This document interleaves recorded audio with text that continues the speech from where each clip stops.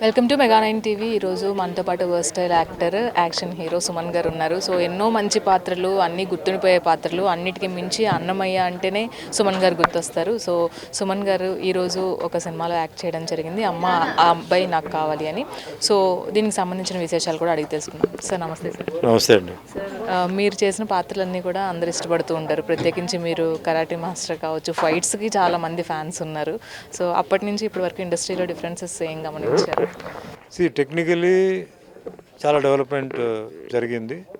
Trend అంటే ఒకప్పుడు తెలుగు సినిమాలంటే తెలుగు సినిమా ఉండేది.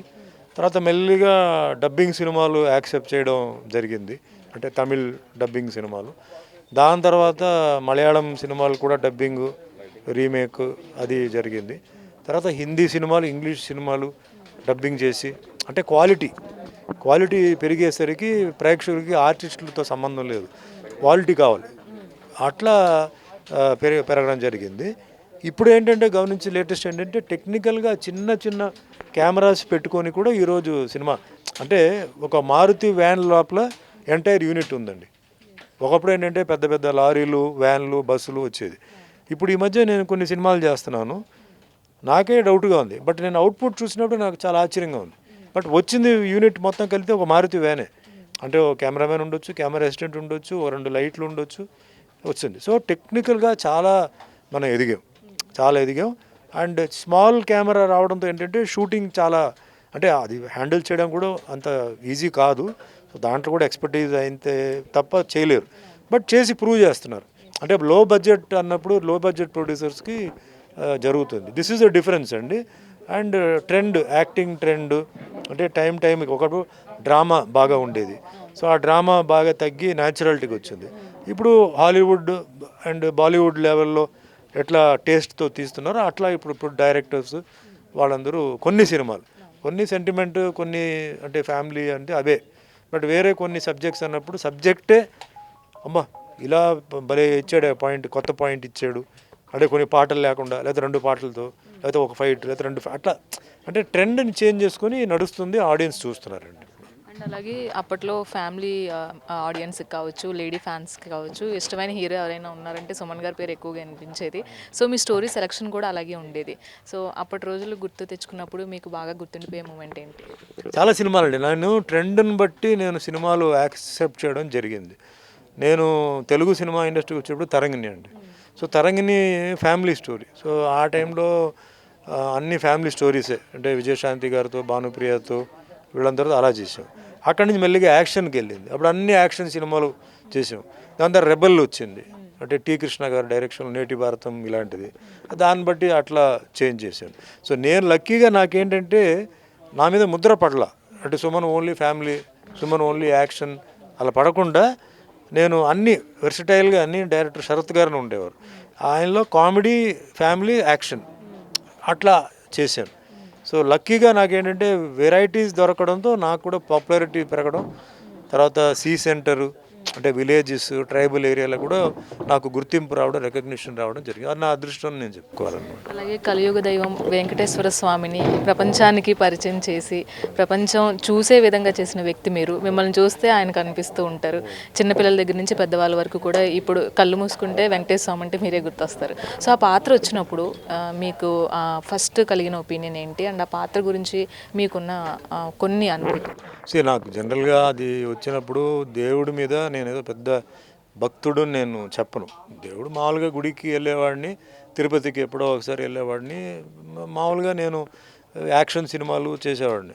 బట్ ఎప్పుడైతే రాఘవేంద్ర గారు అదే అప్రోచ్ అయ్యి, దొరసామరాజు అప్రోచ్ అయ్యారో, సరే మనం ఎందుకు ఇది ట్రై చేయకూడదు, ఆల్రెడీ అన్నీ చేసాం, యాక్షన్ చేసాం, కామెడీ అన్నీ చేసాం, ఇది వస్తుంది నా దగ్గరికి, నేను వెళ్ళాల, why don't you try it, కష్టం ఉంది. కానీ ఒక చిన్న భయం ఏంటంటే అప్పట్లో గ్రేట్ లెజెండ్ ఎన్టీఆర్ గారు ఇవన్నీ చేశారు, నాగేశ్వర గారు, కృష్ణ గారు, కృష్ణరాజు గారు కూడా చేయలే ఆయన చేసినంత రోల్స్, అంటే దేవుడి పాత్రలు. కొన్ని హిట్ అవ్వచ్చు, కొన్ని యావరేజ్ అవ్వచ్చు, అదే వేరే విషయం. కానీ ఆ గెటప్ అన్నీ ఆయనే, ఇంకా అది వేస్తే ఇంకా ఆయనే అని తెలుగులో ముద్రపడిపోయింది. సో దాన్ని బీట్అవుట్ చేయడం, కంపీట్ చేయడం కాదు, ఆయనలో ఒక 10-20% చేయగలిగితే మనం పాస్ అయినట్టు అనుకొని చాలా భయపడిపోయి నేను సినిమా యాక్సెప్ట్ చేసి గెటప్ వేసిన తర్వాత నాకు కొంచెం కాన్ఫిడెన్స్ 50% కాన్ఫిడెన్స్ వచ్చింది. ఇది మిగిలిన 50% యాక్టింగ్. మరి దేవుడు యాక్టింగ్ అంటే మామూలు యాక్టింగ్ కాదు, అది డిఫరెంట్ యాక్టింగ్. అది సరే రాఘవేంద్ర గారు డైరెక్టర్ ఉన్నారు కాబట్టి అది నమ్ముకొని చేశాను.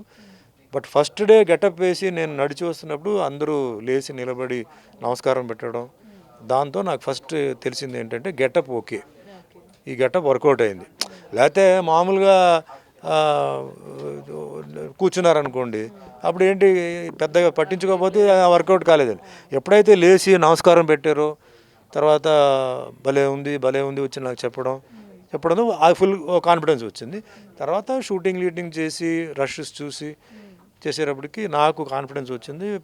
టెక్నీషియన్స్ కూడా వచ్చి చెప్పారు. ఫైనలీ అఫ్కోర్స్ సినిమా చూసినప్పుడు నేనా ఇది చేసింది అంటే డబ్బింగ్ చేసి అని చేసిన తర్వాత నేనా ఇది చేసింది అని చెప్పి నాకే కొన్ని సీన్స్లో కంటూ నీళ్ళు వచ్చింది.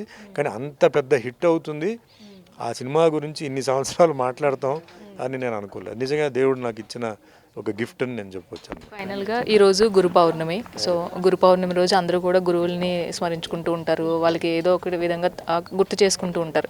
అలాగే మీ లైఫ్లో మీరు బాగా ఇష్టపడిన మీకు ఇలాంటి ఒక వచ్చి ఇన్ని క్యారెక్టర్స్ చేయడానికి మీకు సపోర్ట్ చేసిన గురువుల్ని ఎలా? బేసిక్గా ఫస్ట్ థింగ్ అండి, సినిమా సంగతి పక్కన పెట్టండి. నేను సినిమా ఆర్టిస్ట్ అవుతానని చెప్పి అనుకోలే. నేను వేరే లైన్ అండి, ఎడ్యుకేషన్ లైన్లో నేను ఉండేవాడిని. నాకు సినిమా బ్యాక్గ్రౌండ్ లేదు, సినిమా డ్రామాలో నేను పార్టిసిపేట్ చేయలే, ఫిలిం ఇన్స్టిట్యూట్కి వెళ్ళలేదు, ఏం లేదు. I'm different personality, I cannot be compared with everybody అండి. బట్ ఫస్ట్ స్కూల్లో నాకు ఎవరైతే పాటలు నేర్పించారో, అంటే నేను ఇంత ఉన్నప్పుడు నాకు పాటలు నేర్పించిన గురువు ఒక క్రిస్టియన్ అండి, లేడీ సిస్టర్ ఆవిడ. నేను కాన్వెంట్లో చదివాను. సో ఫస్ట్ గురువు ఆవిడే అనమాట. నాకు ఇంగ్లీష్ నేర్పించింది. Today whatever English I'm talking, it is only because of her blessing అనమాట. So I can never forget her. ఎందుకంటే నా మీద అంత ప్రేమ. ఎందుకంటే మా మదర్ వచ్చి కాలేజ్ ప్రిన్సిపల్ అండి. సో ఒక ప్రిన్సిపల్ ప్రిన్సిపల్కి కొడుకుని చూసుకోవడానికి టైం లేదు, అది వాళ్ళకి తెలుసు. సో మేము చూసుకుంటామండి మీ కొడుకుని చెప్పేసి నన్ను ఆల్మోస్ట్ ఆల్ 6th క్లాస్ వరకు నన్ను పెంచారు. సో ఆవిడని మట్టుకే ఐ కెనాట్ ఫర్గెట్ అనమాట. తర్వాత నన్ను తమిళ్ ఫీల్డ్లో పరిచిన డైరెక్టర్ రామన్న, తెలుగు ఫీల్డ్లో నన్ను తీసుకొచ్చింది భరద్వాజ గారు, ప్రతాప్ ఆర్ట్స్ డైరెక్టర్ రేలింగ నరసింహరావు, కోడి రామకృష్ణ గారు. సో అట్లా నేను మొత్తం 11 లాంగ్వేజెస్ చేశాను. సో నాకు 11 గురువులు ఉన్నారు. ఒక్కొక్క లాంగ్వేజ్లో ఒక్కొక్క పరిచయం చేసిన గురువే అవుతారు కదా. సో ఆ గురువులు అందరికీ పాదాభివందనాలు. ఎందుకంటే తెలుగులో ముఖ్యంగా నాకేంటంటే 100 సినిమాలు హీరోకి యాక్ట్ చేయించారు, అది ఒక పెద్ద సాధన. తమిళ్లో 50 ఫిలిమ్స్ చేశాను, కన్నడలో 175 ఫిలిమ్స్ యాజ్ ఎ హీరో అయిపోయింది. ఇప్పుడు ఈ డిసెంబర్ వస్తే 1000 ఫిలిమ్స్ కంప్లీట్ అవుతుంది 11 లాంగ్వేజెస్లో. సో మాకు ఎవరైతే నన్ను ఆ లాంగ్వేజ్లో పరిచయం చేశారో, ఈరోజు అంటే గురు పౌర్ణమి ఈరోజే కాదు, ఎప్పుడు వాళ్ళ మటుకు నేను మర్చిపోను. వాళ్ళు నాకు నేర్పించింది. బిగినింగ్లో ఐ వాజ్ రా వెజిటబుల్ అండి, నాకేం తెలియదు. సో అక్కడ కో డైరెక్టర్స్ కానీ వాళ్ళందరూ నన్ను నేర్పించి ఇట్లా చేయాలి అలా చేయాలి, కెమెరామ్యాన్ వాళ్ళందరూ నాకు గురువు. కెమెరామ్యాను అంటే యాక్టింగ్లో ఎట్లా లైట్ ఎట్లా తీసుకోవాలి చేశారు. సో అందరూ మా గురువులు అందరికీ, అంటే కొందరు ఉన్నారు, కొందరు ఇప్పుడు లేరు. సో ఎవరైతే లేరో వాళ్ళ ఆత్మకి శాంతి చేకూర్చాలని, అని ఎవరైతే ఉన్నారో వాళ్ళు ఎప్పుడూ నేను మనసులో ఉన్నాను, వాళ్ళందరికీ పాదాభివందనాలండి. Thank you so much. So ఎన్నో గుర్తుండిపోయే పాత్రలు, వీటన్నిటికి మించి మనం ఎప్పుడూ గుర్తుండిపోయే పాత్ర అన్నమయ్యలో శ్రీ వెంకటేశ్వర స్వామి పాత్ర. సో సుమన్ గారు ఇప్పుడు వరకు కూడా డిసెంబర్ వస్తే దాదాపుగా 1000 సినిమాలను ఆయన పూర్తి చేసుకోబోతున్నారు. ఆయన అనుభవం అనేది ఎప్పటికీ కూడా ప్రతి ఒక్కరికి ఒక పాఠం లాగానే ఉంటుంది. ఇది సుమన్ గారితో face to face. Video journalist నీరజ్తో రాణి, మెగా 9 టీవీ, హైదరాబాద్ నుంచి.